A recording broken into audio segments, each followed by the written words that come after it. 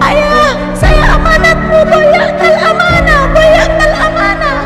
Saya pegang tangan anak saya hentakkan dia, saya masukkan dia ke dalam kubur, dan dia mulai menangis, meraung-raung, dia nangis terus, dan saya tutup segera kubur tersebut. Dia terus menangis, ya abadi, ya ayah, ayah, ayah, sampai suaranya tidak lagi terdengar.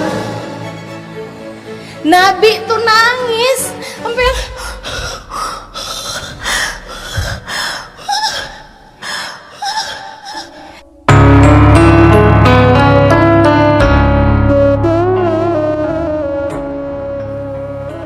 Nabi Muhammad tuh sama anak perempuan, ya Allah, ngebelainnya luar biasa. Ini saya ceritain sama teman-teman. Ada seorang laki-laki namanya Abdullah bin Mughaffal. Si Abdullah bin Mughaffal ini habis masuk Islam gitu, berapa tahun gitu, para sahabat bilang, saya nggak pernah deh ngelihat Abdullah bin Mughaffal senyum, sampai nggak pernah tahu senyum dia tuh kayak gimana gitu. Sedih aja terus mukanya kelihatan selalu bersedih. Nabi Muhammad sampai penasaran, ini orang kenapa sedih mulu gitu mukanya.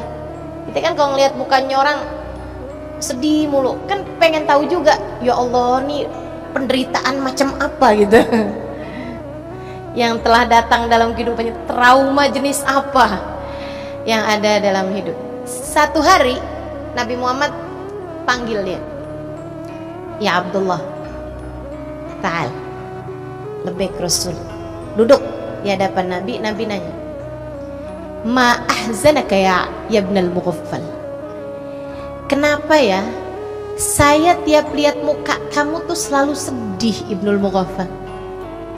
Boleh nggak kamu kasih tahu, wahai Abdullah bin Mughaffal, apa yang bikin kamu tuh selalu sedih? Abdullah bin Mughaffal ditanya kayak begitu, tambah sedih. Kita kalau lagi sedih kan ditanya, kamu kesedih kenapa? Tambah sedih apa enggak? Tambah sedih. Dia nunduk, terus dia cerita,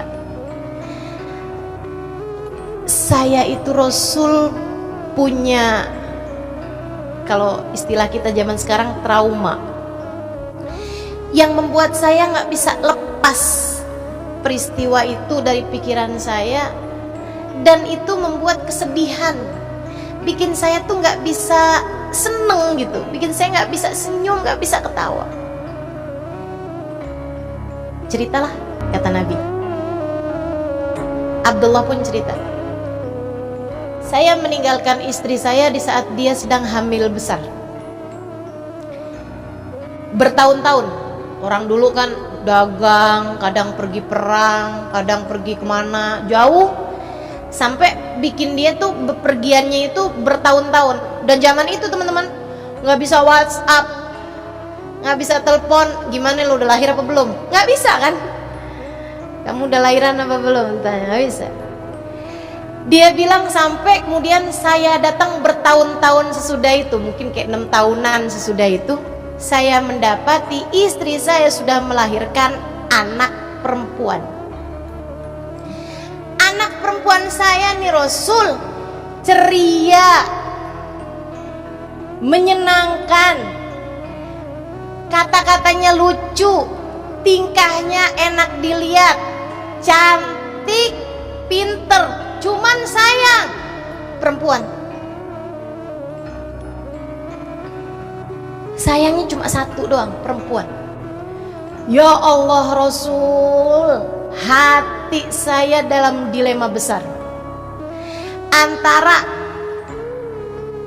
nggak tega sih sebenarnya, biarin aja dah, sama cemen Ibn Mughaffal kagak berani. Dia tuh kan benerannya sebenarnya bukan cowok tuh, dia nggak berani nguburin anak ceweknya. Dia bilang, dan keegoisan serta kekerasan hati saya membuat saya nggak bisa tahan terhadap hinaan dan cacian dari kaum saya Hingga satu hari saya pun memutuskan. Saya bilang sama istri saya, dandanin anak saya.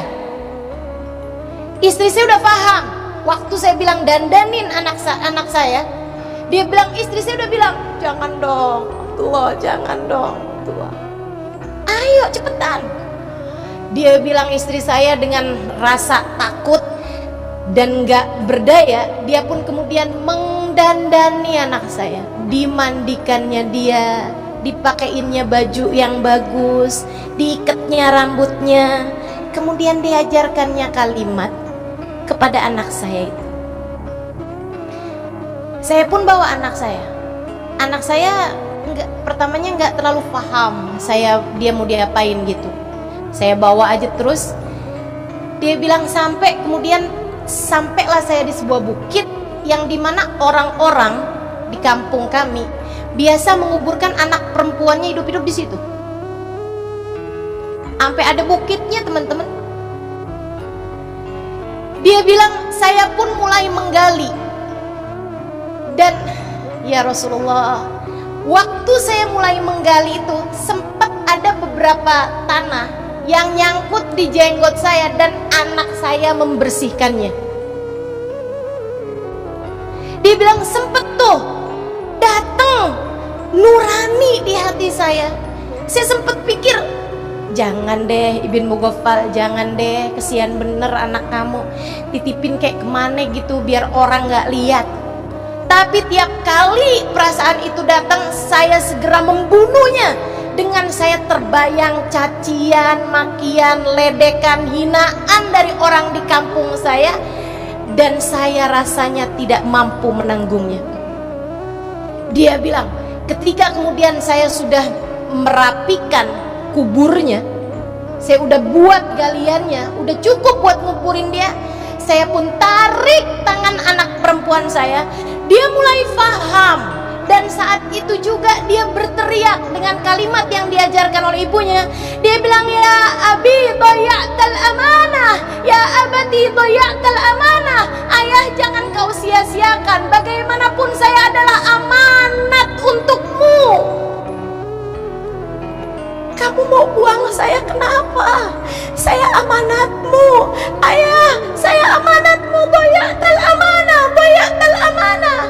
Saya pegang tangan anak saya hentakkan dia, saya masukkan dia ke dalam kubur, dan dia mulai menangis, meraung-raung, dia nangis terus, dan saya tutup segera kubur tersebut. Dia terus menangis, ya abati, ya abati, ayah, sampai suaranya tidak lagi terdengar.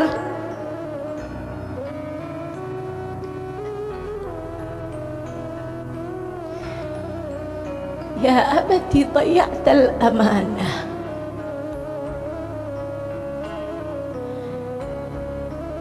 Saya kubur dia hingga suara tangisnya tak lagi terdengar. Ya Rasulullah, setiap kali mengingat kejadian itu, yang selalu terlintas dalam benak saya membuat saya tidak mampu tersenyum apalagi tertawa. Kata Abdullah bin Mughaffal, saya menunduk dalam dan menangis. Setelah selesai saya bercerita, saya rasa kok Nabi diem aja gitu. Jadi saya pun mulai mengangkat wajah saya. Saya berharap Nabi Muhammad berkata, ya bagaimanapun itu kan masa jahiliyah Abdullah, udah gak apa-apa, tenang aja, lupakan kesedihanmu itu, Islam telah datang dengan cahaya. Aku pikir Nabi akan menghiburku gitu. Akan tetapi ketika saya melongokkan wajah saya mendapati Nabi Muhammad terisak-isak sampai air mata beliau itu membasahi kain yang ada di bawah beliau. Nabi itu nangis sampai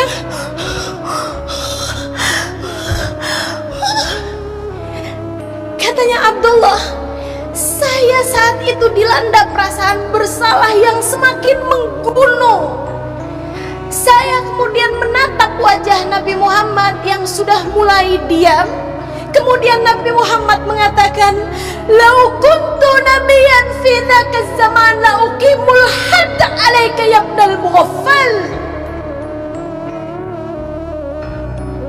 Andai masa itu saya sudah menjadi nabi, aku akan kuburkan kamu hidup-hidup, wahai Ibnul Mughaffal, sebagaimana kamu telah menguburkan hidup-hidup anak perempuan